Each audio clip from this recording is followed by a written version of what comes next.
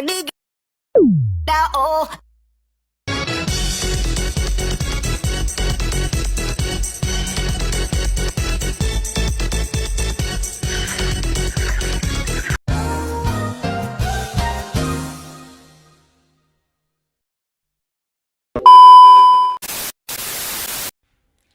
Hai semuanya, perkenalkan nama saya Tiara Alipia Sabhani. Di sini saya akan menjelaskan tentang peran bank dan lembaga keuangan dalam menjaga kestabilan perekonomian negara. Yuk disimak baik-baik videonya. Nah, yang dimaksud bank dan lembaga keuangan adalah pilar utama dalam menjaga stabilitas dan mendukung pertumbuhan ekonomi Indonesia. Mereka berperan sebagai pengelola dana, penyalur kredit, fasilitator investasi, dan mendukung sistem pembayaran.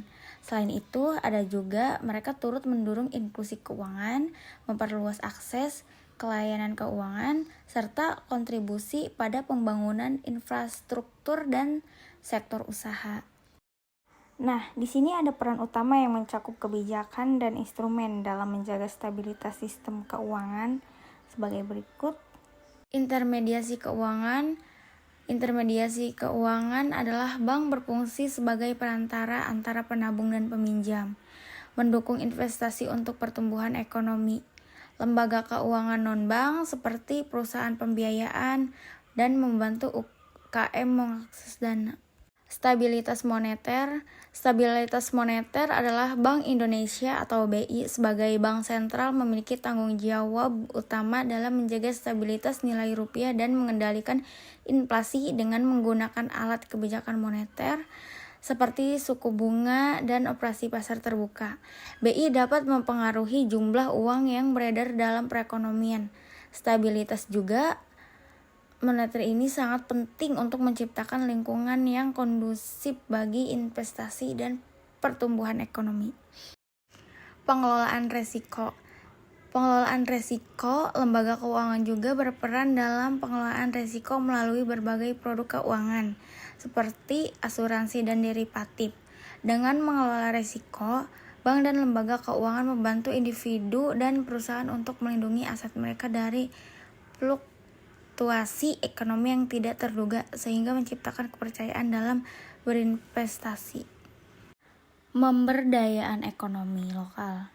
Bank dan lembaga keuangan berperan dalam pemberdayaan ekonomi lokal dengan menyediakan akses keuangan bagi masyarakat, khususnya di daerah pedesaan. Program mikrofinansial yang ditawarkan oleh bank dan lembaga keuangan lainnya memungkinkan masyarakat untuk memulai usaha kecil yang pada gilirannya dapat meningkatkan lapangan kerja dan pendapatan lokal. Peningkatan infrastruktur keuangan. Pengembangan infrastruktur keuangan yang baik sangat penting untuk meningkatkan efisiensi sistem keuangan.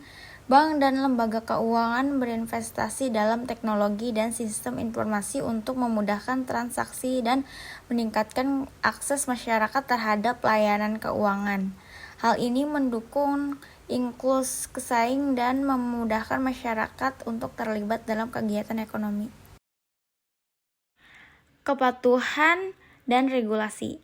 Bank dan lembaga keuangan harus mematuhi berbagai regulasi yang diterapkan oleh pemerintah dan otoritas terkait.